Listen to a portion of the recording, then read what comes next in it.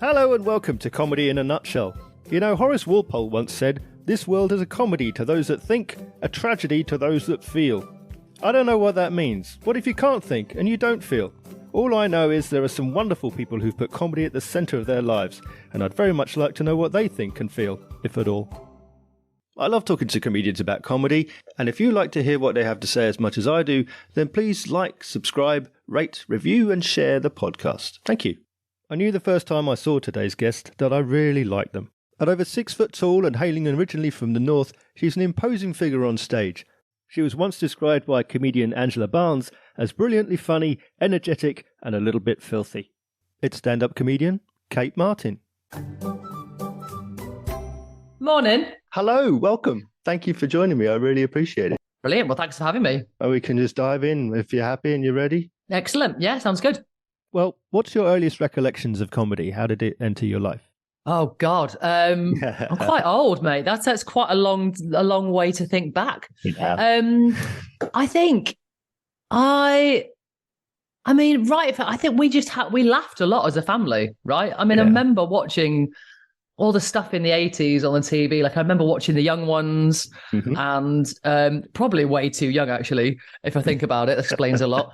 I remember loving The Young Ones, loving like Victoria Wood, all that. And I just remember that was that was just part of growing up, right? And I just fell in love with it. Like I would buy Victoria Wood sketchbooks and badly attempt to act them out myself, you know? So it was always there. And I said there was so much brilliant comedy in the 80s, but yeah, I mean, I was probably too young to watch all of it, but hey ho.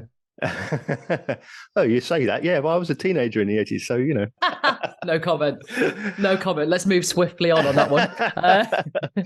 Great. Question number one, offend the podcast host. Great. Good start. Well, I'm flattered you thought I was younger, but... of course, mate. I thought you're my age, no? I'm 50. Impossible. So when did comedy as a career occur to you? When was that something that you decided that you wanted to do? Oh God, I mean that's a lot more recent. So a few years, I think. Yeah, maybe 3-ish years. And it was kind of by accident, really. Like I'd been working full time and studying at the same time, and had been what could only be described as a pretty boring, miserable bitch for about a year, like doing all of that. And I was like, oh my God, and I was just like losing the will trying to get through all that. And I think the thing that got me through it, I was like, right, when I get to the end of this, like, I'm just going to do something just for fun, just for the hell of it, just for me. Yeah. And like, joined some improv workshops, which were brilliant fun, like just messing around, being silly. It was great. I loved it. Yeah. Just what I needed. And then they also ran a comedy workshop, and I was like a stand-up workshop. And I was like, should I? And I did it, fell in love with it. Yeah. To be honest, I didn't really think of it ever as a career until I started, probably actually even until I started to get paid gigs. Like it was just something like the improv was brilliant, just as a bit of just as a fun time to mess about and to get rid of all that stress, right? Right. The stand-up workshop was brilliant fun, and I was like, oh, this could be a great hobby. But it's only when I started to get paid gigs and another paid gig, and I was like, oh, do you know what? Like, oh, maybe I should maybe if I put more effort into this, maybe it can become something, you know?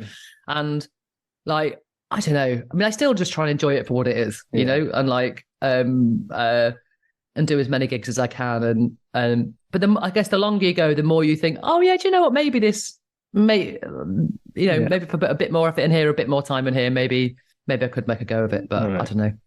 We'll see. So when and where was that first gig, and how did it feel to be stepping out on stage for the first time? The first gig was perfectly timed in January 2020.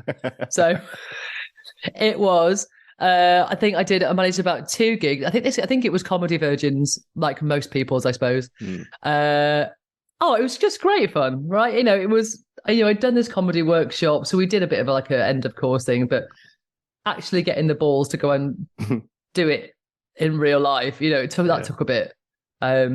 But then, you're right, it was such a supportive crowd. Everyone was having such a crack. Everyone was like, supporting and like, it's magical, right? When you first get that, because that end of course show, you're just a bit like, well, everyone's going to be nice to us because, it's all our mates. And of course they're going to kind of want to cheer us on. It's a bit like, parents watching their kids in a nativity, but like everyone's going, oh yeah, well done. Okay, don't do this again. But yeah, doing that for the first time, it was great fun. Yeah, loved it. Yeah.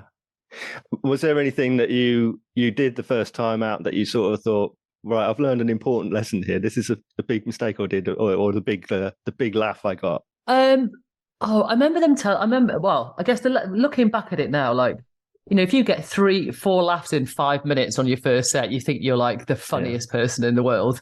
And now, like, then the minute you quickly do some more gigs and you're like, oh no, I need that per minute.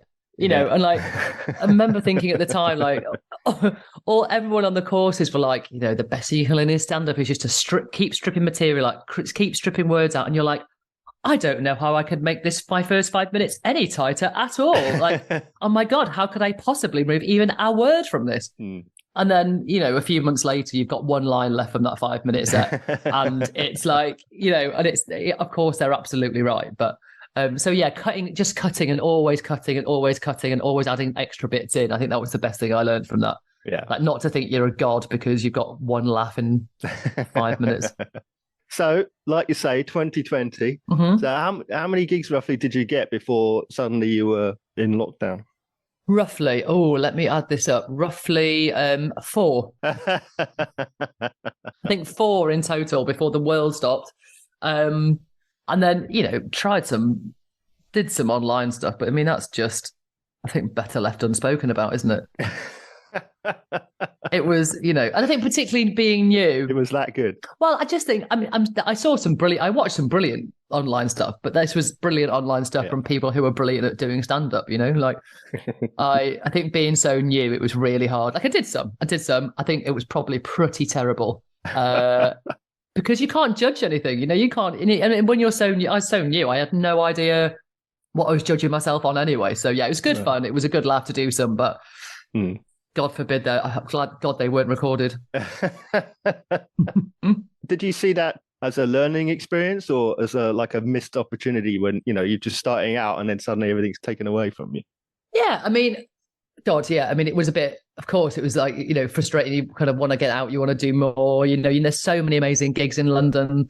So of course, yeah, it was frustrating not to be able to do that. But I mean, luckily for me, I wasn't relying on this as a job. I still had a job to do. And, I didn't lose all the gigs like, people who are doing this for a living. So, it was frustrating, but I think, still wanting to do it after such a long time of being all locked up and not being able to do it. So like getting back and then starting to try and gig again was even better, like it made it even, and it was, still really wanting to do something after that time. I was like, oh no, this is something I do want to do. It's worth putting the time in for.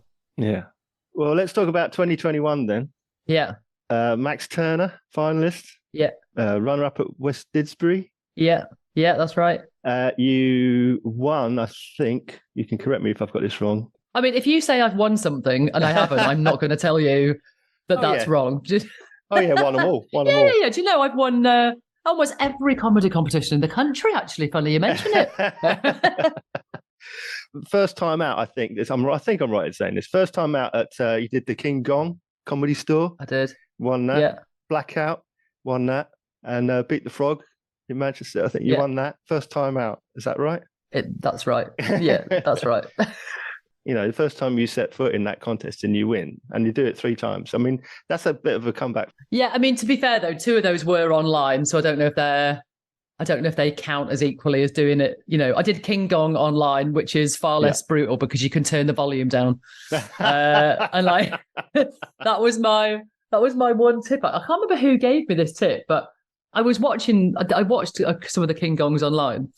And you could see, because like people have got headphones in, right? So like the jeers or the shouts or the heckles or whatever, like it's not just in the room, it's like in your head and headphones, right? And you could see comedians kind of like jolting, obviously, because it was so loud. And then the minute they kind of jolted, they lost a bit of train, and that's kind of when I think people were getting gonged off. So I was like, the minute I got on, someone said to me, just turn the volume off on your headphone because you'll see when you've got to if you get to the time. Right. And I cannot tell you how good that advice was. So I think I probably got like a bit of a cheat win, really, because I turned the audience off and just barreled through the few minutes. But still, I'm not gonna I'm still claiming victory, obviously, but You still won. Well, you're with your peers. You're on a level footing, so they were in the same position yeah, as you. yeah. I was actually joint winner with Chin Wang actually, and she's phenomenal. So that was great to have two women, two joint winners. That was brilliant. And then, of course, 2022 finalist in Funny Women. Mm-hmm. I mean, that was quite a contest, wasn't it? I watched that online. Oh, it was brilliant, and it was, it's the best. That's the best, best green room I've ever been in. Yeah. Like all of us. I know it sounds really cheesy, but I don't think anybody cared who won because everyone was so supportive of each other. Everyone was brilliant. Yeah. It was such fun backstage. Like everyone was so lovely. We were having such a laugh. It was just a brilliant night. To perform in such an amazing venue, it was just brilliant. The whole thing was such an amazing experience. Fantastic. So how do you feel about competitions then in general, whether they be like a national prize or like a King Kong or something? How do you approach going into a competition? How do you feel about the results, whatever they may be?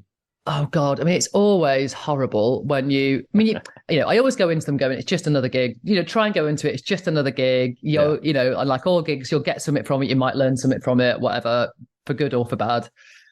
I think that's really easy to say. And I think in reality, you go in thinking that, and then if you don't progress to the next stage, you're like, oh, well, why not? Like what? And it's not that you're not happy for the people that did, but it's just a bit like, oh.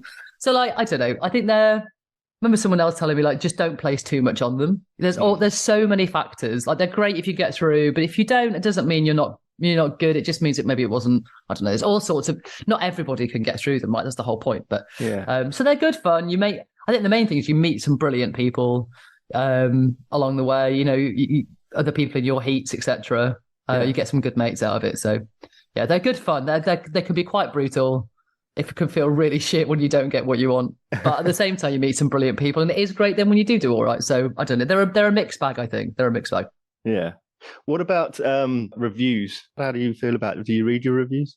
I don't know if I've done enough stuff to get reviewed really. Again, I don't know. I think there's usually sometimes I think you just need a bit of time away from whatever it is that's being reviewed to then read the review, right? Because it's really hard not to get, I don't know my experience, it's really hard not to get immediately defensive and be like, yeah, well, but like usually like there's some truth in it.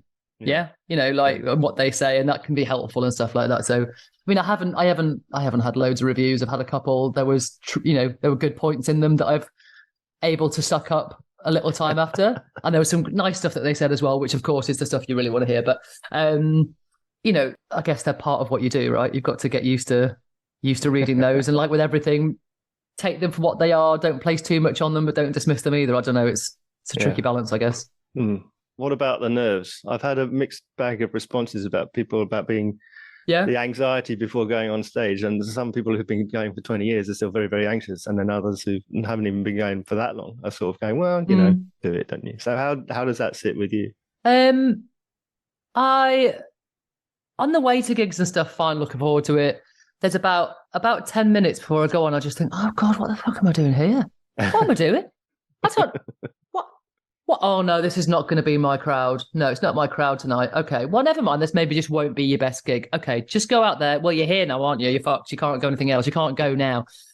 And then so I'm just like, well, just do it for what it is. If it's not your best gig, never mind. They're obviously not your crowd tonight.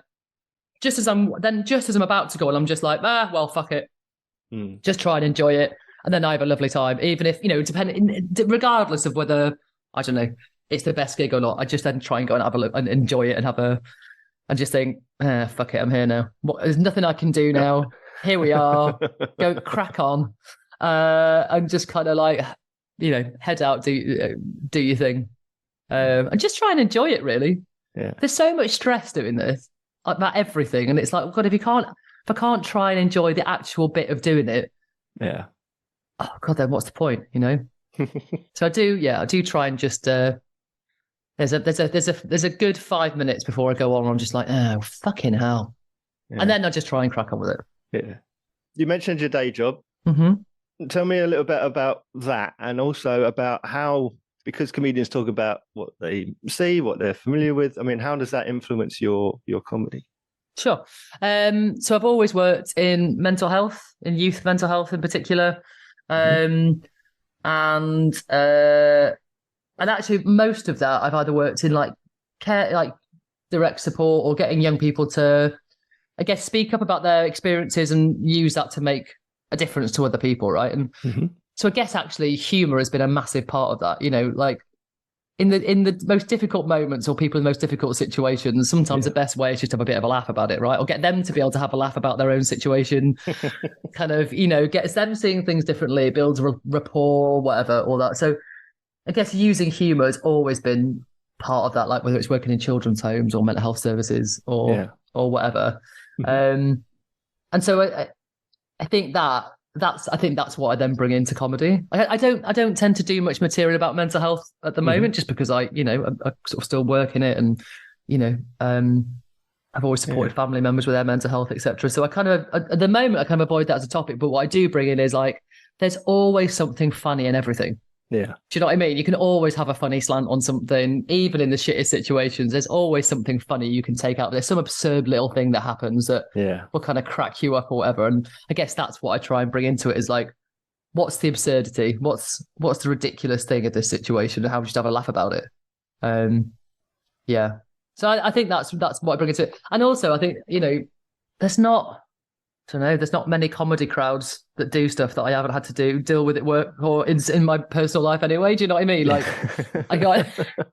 so it certainly makes me a bit more confident dealing with some of the crowds, I suppose. Yeah. Tell me about dealing with crowds then. And one of the things that I'm interested in, a lot of the comedians that I talk to don't reflect me.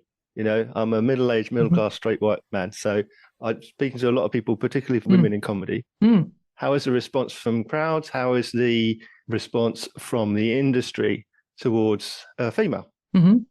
That's a really interesting question. I think I've had a pretty easy time of it, I think. But I think I've had probably an easier time than a lot, maybe, of I don't experience a lot of the things that women in comedy experience, because I'm 6 foot, I'm tall, I'm loud, I'm not particularly feminine. And I think being tall and not particularly feminine means I often get treated like one of the boys rather than a woman in comedy, you know, like, and I hear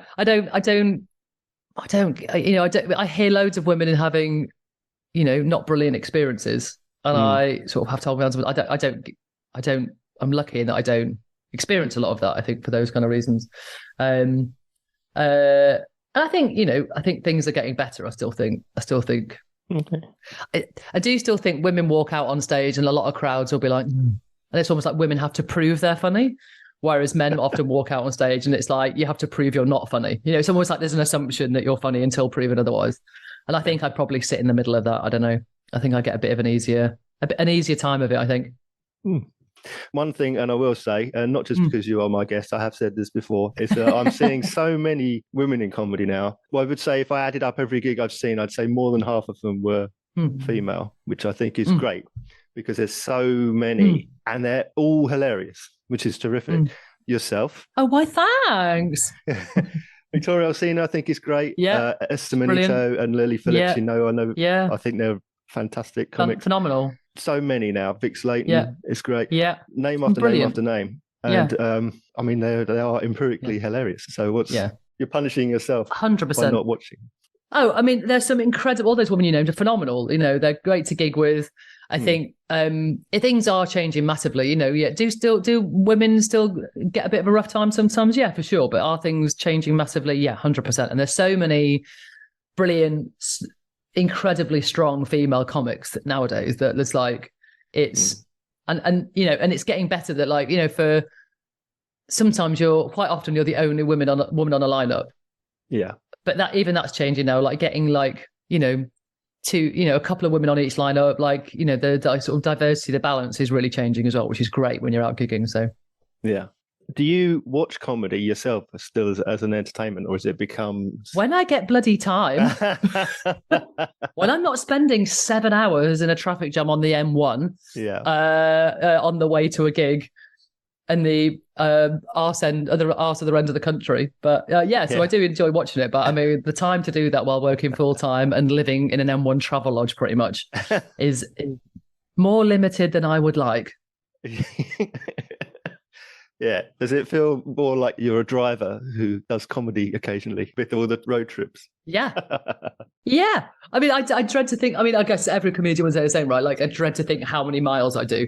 But like, you know, yeah, the hours. The hours on the motorway, the intrinsic knowledge of every service station, I mean, it's all great fun, you know what I mean? But so I listen to more. I try and listen to loads of like comedy podcasts and or whatever, rather than, and I do try and go and see some live shows when I can.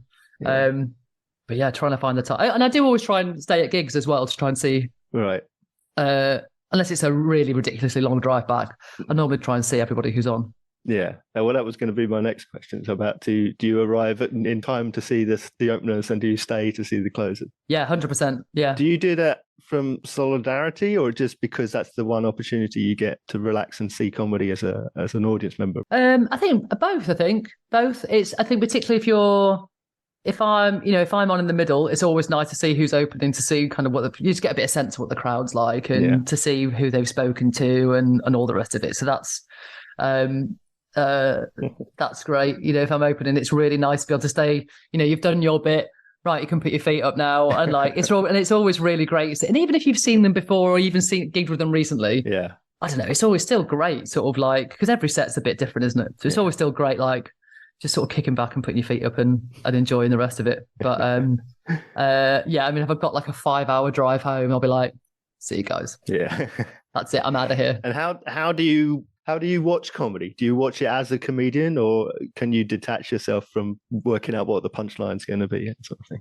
Oh, that's such a great question. I don't know if I sit and work out. I definitely do watch it differently now. Like in Edinburgh, I went to see loads of different shows, and I was just really like looking out for, I guess, less looking out for like what the structure of jokes and what the punch is going to be, but more like, how do you structure a decent set? So if I'm in a club or a show at Edinburgh, I'm like, now I'm sitting there going, oh, right, okay, I can see these chunks of themes. All right, I can see how they've linked that back to that. All right, okay. That's really interesting, like seeing like those bits of it. But yeah, I don't know if you can ever switch it off. Yeah, I don't necessarily try and sit and work out, or is this what's where they're going to go with this? But it is really interesting seeing how people structure stuff and link it together, and like, that's fascinating. That's fascinating. Yeah. I've seen over 800 different comedians over a couple of thousand gigs. Yeah. And I do it as well. And I'll catch myself doing it. And I'll be sitting there going, oh, yeah, I like the way they've gone. Oh, that's going to come back. Yeah. That's a callback. And then, and then I go, well, look, just stop. Yeah. Just stop and just enjoy it. Yeah, just try and listen to it. Yeah. But, but also then I know when I'm seeing someone really good and who's really knocking my socks off, because then all that goes, and all of a sudden you're just in the moment, right? And you're loving it. Yeah. And you're just really swept up by it. And you're like, oh, my God. Like and you realize just how good they are then when you've forgotten all of that. You mentioned a few people that you watched earlier on, like Victoria Wood. Are there contemporaries now that inspire you, or that you might go out of your way to see if you can? Oh God, I'm just trying to see. I mean, I would. Oh God, this is such a wanky answer, isn't it? Like, I will try and see. Oh God! Oh well, so I will try and see as many people as I can. I just booked to see Susie Ruffle. I saw Mike Wozniak a few weeks ago. His show was amazing. Yeah. Like I just booked to see Frankie Thompson Cats at Soho Theatre, and saw one woman show recently, which was just, I mean, probably one of the most best structured, incredible hours of comedy like I've ever seen. So I don't know if there's like one person who I'm like, I kind of want a few people that I really follow. I'm just trying to see as many different things kind of as I can, I suppose, when I get the chance to. But I mean, I crammed in, I hate to think how many hours of shows in Edinburgh, and try and get to as many as I can now. But not as many as I'd like. Yeah. I know. How about you? Am I allowed to? Am I allowed to like flip the table here? Am I allowed to like? Yeah. Well, if it's ask Mark, comedy genius, who's seen 800 comedians, who he's currently loving. If it's of any interest.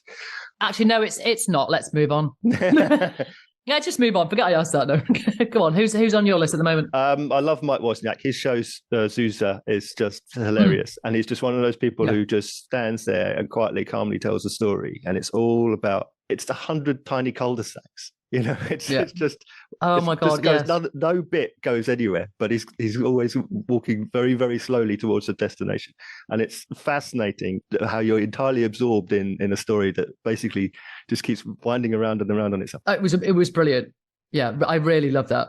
And that was one I definitely couldn't see where anything was going at any point at all. Yeah, exactly. That's one of the things I love. And like Tony Law, I love Tony Law because and in the same way, it might be that punchline thing we were talking about, because you can't predict any of it. You don't know where he's going. And same with Mike, but in a different, it's a storyteller rather than just an impromptu like sound. Of just Tony Law just sort of stops and start shouting.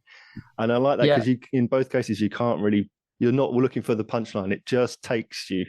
Yeah. You're a passenger along for the ride. Yeah, I remember seeing. I think his was one of the first shows I ever saw at Edinburgh. Like, I know I'm going back. I don't know, like maybe 2015, 2016. I can't remember. Mm-hmm. And he stood there, and for a considerable amount of the start of his show, he's just stood on stage with a horse's head on. Yeah. Right. And I have never cried with laughter as much to a show. Like, I think my friends wondered if I was all right. Do you know what I mean? I just remember being. I think it was one of the first shows I saw up there. He just absolutely knocked my socks off. He was brilliant. Yeah.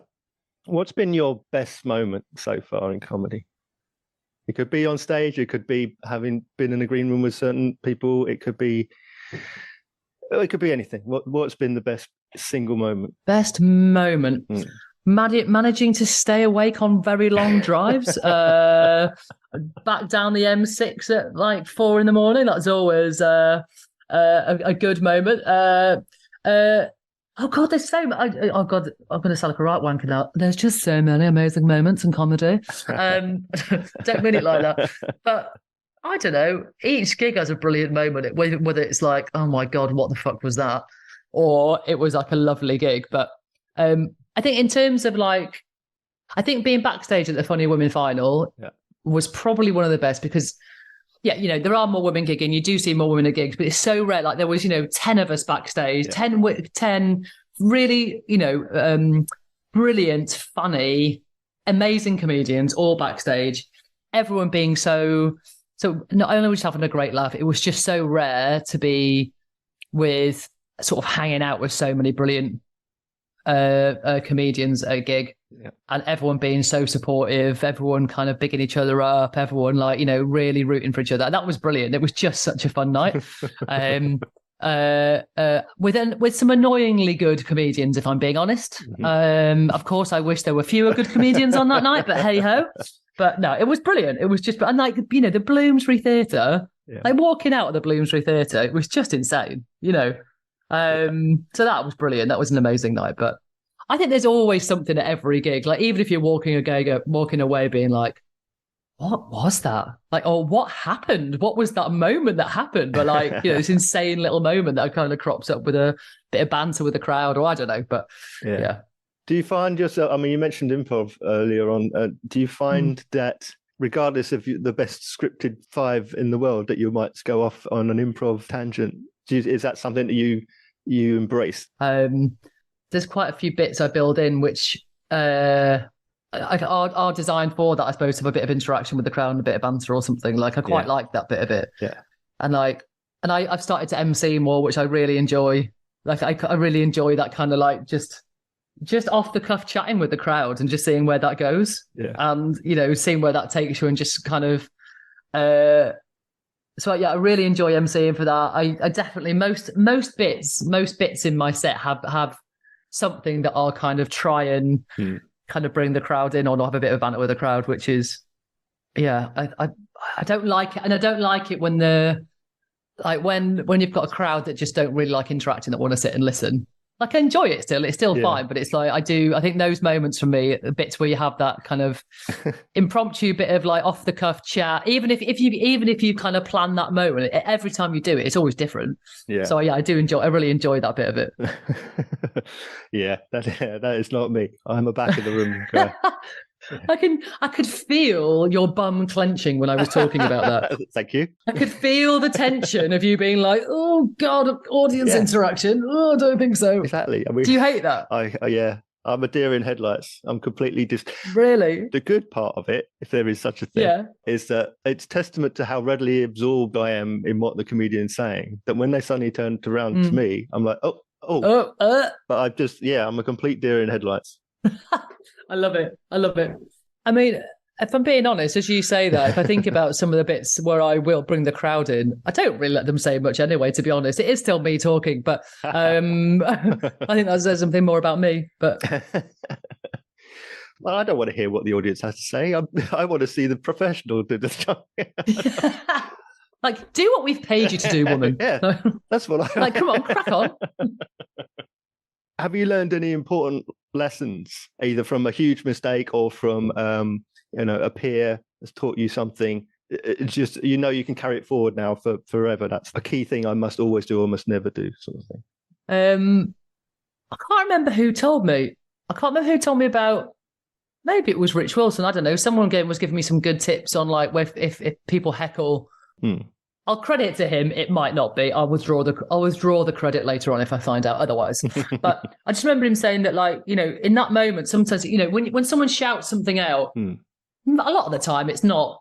They're not actually being a dick, but you think they're probably going to be a dick. And like, but it takes. There's that moment where you're trying to hear what they've said. There's that moment, and then you've got to try and understand, process what they've said, and then think of something back. And I think it was him that said the best thing he does is just to laugh. So the minute you hear something, kind of laugh at what they've said, even if you don't know what they've said, and that kind of just gives you that moment. It shows the audience you've got it, and it gives you that moment to just that split second to hear what they've said, process it, and think of what to say back. And I've used that loads, and it is such a lifesaver sometimes.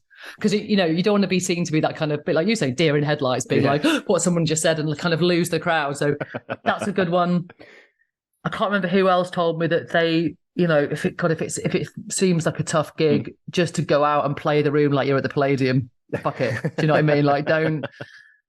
It's so hard because like every bit of your body at a hard gig is like, oh, I don't want to do this, and you kind of like just want to go and hide in a hole. Yeah. And I've tried it, and does it always change how the gig goes? No, but it's a bit of a fun game for me to be like, fuck this. Like, I'm gonna go out and try and have a good time. Yeah. I'm gonna play like there might be 30 people in a pub that don't want to be there, but I'm gonna walk out like this is the London Palladium and have the best night of my life. Which probably looks utterly ridiculous, and I don't care. We talked about Edinburgh a little bit. Do you seek out every sort of 5 and 10 that you can get yourself involved in? Are you an avid festivaler, shall we say? Yes, but I've realised I'm far too old to do that.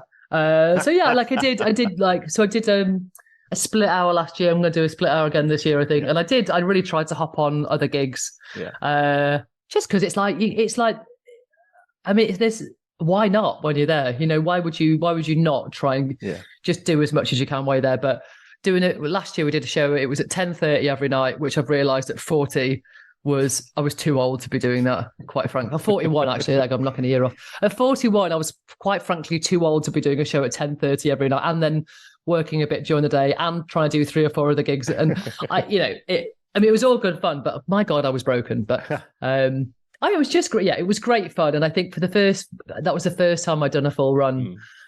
And there was something brilliant about like being up in Edinburgh, doing your own, like, splitting a show every day with somebody and then legging it round to all these other random little spots and gigs all over the place was great fun, if not absolutely exhausting. Yeah. But what are you going to be up there again for the run? Yes. Great. This will be my first time doing the whole month at Edinburgh. Yeah. But it'll be my 15th Edinburgh. Wow. Fucking hell. But normally I only go for a week. Yeah. And I see about 50 shows in a week and then I'm exhausted, so I come home. Yeah. But this time I'm going for a month. Yeah, it's brilliant. It's brilliant. It's an insane place to be for a month. Yeah. You know what I mean? And I don't know if it'd be the same as when you're there as a punter, but like one thing I really realized was like you're just surrounded by so much stress and anxiety all the time. Do you know what I mean? Like it's hard not to sort of let some of that seep into you, even if you're not getting caught up in it. Yeah. Like that was sort of something I really learned last time. Yeah. I think what's different for me this year, Yeah. more recently, I've got to know so many comedians that, Yeah. that last year was the best time because I was just hanging out with great comics. Yeah. I want to do that more. So I'm going for the month Yeah. because a week wasn't enough. I was so angry when Yeah. I had to go home. Brilliant. I was having a Yeah, great yeah. time. You're just like, no, don't want to. I know. It's like, it was great. I think someone said to me, like, make sure that you like try and still have a bit of a normal life. Like if you're up there for the whole month, right? Like try and that's why, because I was still working. I was working half time while I was up there. So like I was doing a couple of days a week off. And like everybody was, loads of people were like, oh my God, how are you going to do that? You're not going to be exhausted. You're not going to be. And actually it was probably the best thing for me. Because those first 2.5 weeks, I would say I was working hard time. It gave me a bit of a routine. So you can still feel anchored. You've got, you're doing your show, you're doing this and whatever, but like still trying to like going for a walk, doing things, like just trying to have some normal structure and then going to see shows and all the rest of it, but not like trying to get too swamped in it. Exactly. And that's part of my thinking as well. Instead of trying to see 8 or 10 shows a day for a week and then burning out, I say, well, I'll see 4 or 5 and then I can walk around and eat meals and things. Yeah. And like go, and just maybe spend like, try and get a couple of days out of the city, just go for day trips out of the city and just trying to like pace yourself a bit was well worth the advice. Yeah, but knowing me, I'll say, I'll just go to Glasgow and then I'll end up at the stand or something like that. I'll just be doing the same. Yeah, well, I mean, of course. I was there actually this week. I was up at the, I did their stand tryout spots. You can go up and do like Edinburgh, Glasgow, Newcastle. Yeah. And I couldn't do Newcastle because the train strikes ended up coming back. But to do Edinburgh and Glasgow stand, I cannot tell you how fucking amazing it was to walk out on that stage. Like they're like, they're so amazing. Do you have objectives going forward that you want to do? Do you have like a plan? Become a kept woman. Okay, fair enough. Become a kept woman so I can give up the day job and become, waft around doing comedy. Yeah. I mean, as soon as Gillian Anderson realises she wants to marry me, their plan will kick into action. However, in the meantime, objectives.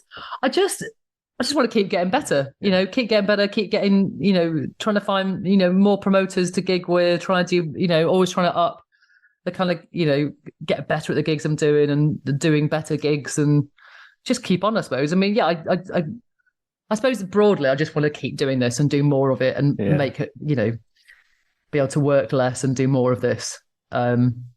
What that looks like, though, I don't know. We just have to take what comes, right? Yeah. You mentioned doing a split last year and this year. Hopefully. When's your debut hour to be expected? Maybe the year after next, I reckon. Yeah. So not this year. No, sorry, no, the year after next. No, I still think I'm in 22. Not this year, probably next year, I reckon. Yeah. Is it a daunting prospect having a first solo hour? Yeah, 100%. It makes my ass fall out thinking about it. But there's like a really nice safety net, isn't there, of doing like splitting an hour? You can split all the admin and prep and do it together and just have a, you can have a crack, you have a laugh together, even whatever the gigs show's like. Yeah. But I'm starting to pull together ideas and bits and bobs for a show. Like it's just. Like when you see the quality of other people's debut hours, you think, holy fuck, that's like so good. So good that like, I've got to start putting the legwork in early. So yeah, probably next year, I reckon. Yeah. We'll see. We'll see how it goes. What is it like writing for you? Are you a sit down writer? Are you pen and paper or notes on the phone, that sort of thing? Notes on the phone, wandering around. Yeah. Not annoyingly, normally, 2 a.m. on a drive back down the M1 where you can't actually touch anything to write anything down. And I'll try and get Siri to take a note from me, and Siri doesn't listen properly and then misinterprets half of like, I'll say like 4 words thinking, oh, that'll remind me what the fuck I was on about tomorrow when I listen back to it. And then I look at it and I'm like, not only are these 4 words don't make sense the next day, Siri's also got half of those 4 words completely wrong. And I just look like I'm in the middle of a bit of a meltdown. Do you know what I mean? I need a little bit of support. So, no, I really envy these people who are like, I did a couple of hours writing today. And I'm like, oh God, I wish I was that kind of person. I make a load of notes. Yeah. I'll wander around and I'll normally just like think of stuff, like put it together in my head a little bit and like almost like I wander around talking to myself, almost like as if I was doing a bit. And then I'll go and try it out. And then if it works after a few times, then I'll probably sit and try and write it down properly. But, you know, I don't know. I wish I was a bit more methodical with it, you know, but I've got about 5 different notebooks, about 7 different Google Docs open with different notes that I keep thinking, and one day I should just sit and merge all of that. And one day. So what are your measures for success or failure? Oh God, I don't know. Do you have such a thing? No. Try to think. Do I? Is everything a success regardless of how well it went? Oh God, if only it was. I think there's definitely. I mean, oh God, there's definitely some gigs I've done where I think, oh, you fucked that up. Like there was definitely, you know, looking back, like you should have prepped more. Or you should have. But then, you know, then I know not to do that again. You know, there's definitely ones like that where you think, oh, you absolute bellend. What did you do that for? But most of the, you know, I don't know, generally success is, am I doing more? Am I progressing? Do you know what I mean? It's really hard. I remember someone telling to me, don't look sideways. Don't compare yourself to other people because they'll always be doing something you're not and vice versa. And like, try not to compare yourself. And it sounds really, I mean, it's really hard not to do that. Of course it is. But like, I think, if I really think about it, I'm just like, I know, am I getting better? Am I writing better? Am I doing better? Am I writing new stuff? Am I getting, you know, am I pushing myself and getting more gigs or better gigs? And like, you know, I don't know. It's so hard because there's no objective measure, is there? Are you doing well or not? I don't know. It's just like, and I mean, you know, just trying to keep enjoying it, I suppose. I mean, that sounds really wanky. I sound like a right bellend saying that. I just want to enjoy it, guys. I just want to enjoy it for the love of it and for the art. Like, no, horseshit. But I just want to have a good time doing it. Not sound too much like a bellend and have fun, I suppose. God, I think I just sound like even more of a knob saying that, but you know what I mean. What's the biggest thing you get out of the performer's experience, being on stage, performing to an audience? What do you get out of it? It's just such a buzz. I mean, I sound, oh God, you're just making me sound like a wanker now. But there is nothing better than just in a room but just laughing with a room full of people. Yeah. Do you know what I mean? And just like, and I think that's why I like those sort of interaction moments a little bit, those little bits of like just playing around and having a bit of banter with people. I just think it's just so much fun. Like it's just, I feel like it's quite childlike. It just feels like adult play. It's like adult playtime, you know? Yeah. Oh, not like that kind of adult playtime. That sounds, just to be clear, that's not a very different kind of playtime. That's not what I'm talking about. That's a but different like just dicking around, you know, that's a different club altogether. And I'm paid quite a lot more for that, actually. I completely lost out. I don't know. Yeah, but the best thing about Paul is like I said before, like sometimes that bit just before you go out, you're like, what the fuck am I doing? Why am I doing this? I'm 41 years old. What do I think I'm doing? About to go out there and speak to some random people who are like, what on earth is this big leather on stage doing? But like, you have all those doubts before you go on. And then you go on and you just dick around for 20 minutes, have a great time, and off you go again. And it's like, yeah, it's great fun. Did you encounter anything starting out to performing live comedy that was against all expectation, that just a complete surprise to you about what it would mean to be doing stand-up? Oh, well, that I didn't get booed off was obviously quite a surprise. But I don't know. Because I just don't really think I had any expectations of it whatsoever, I suppose. Like, I think there are far fewer dickheads than I thought there might be. Like everyone, you hear lots of stuff around how many, like, you know, how tough the scene can be. And like, I don't know. I mean, there are a few, you know, there's people who can be dickheads, but there's so many brilliant, supportive, amazing people that you kind of meet. Like, it's brilliant. They far outweigh the kind of negative stuff you hear. That was a nice surprise, I suppose. But I just it all fascinates me. It all genuinely, I'm a bit of a nerd with it. Do you know what I mean? It's all really interests me. Even like the stuff like seeing what it is about, you know, trying to figure out like why did that crowd seem, you know, more gelled and relaxed last night versus the gig this night? Like, what was it? What was it about the room, or was something, you know, what was it that made one gig better than another? And that stuff really interests me, trying to figure that out. Yeah. I don't think I've managed to figure any of it out, but trying to, that's what interests me. Yeah. Kate, how can we find out where you're performing? What can we find out about you?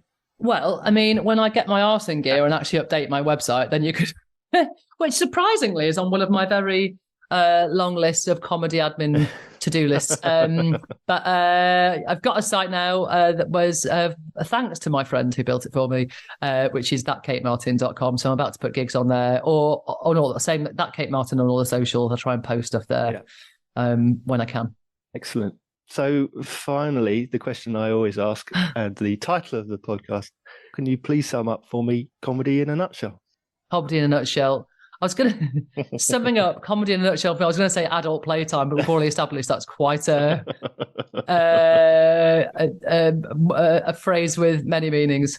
Comedy in a nutshell is just, adult dicking around. It's amazing fun. I appreciate you coming on with me today. It's been absolutely fantastic. Thank you so much. It's been great. Thanks so much for having me. It's been brilliant.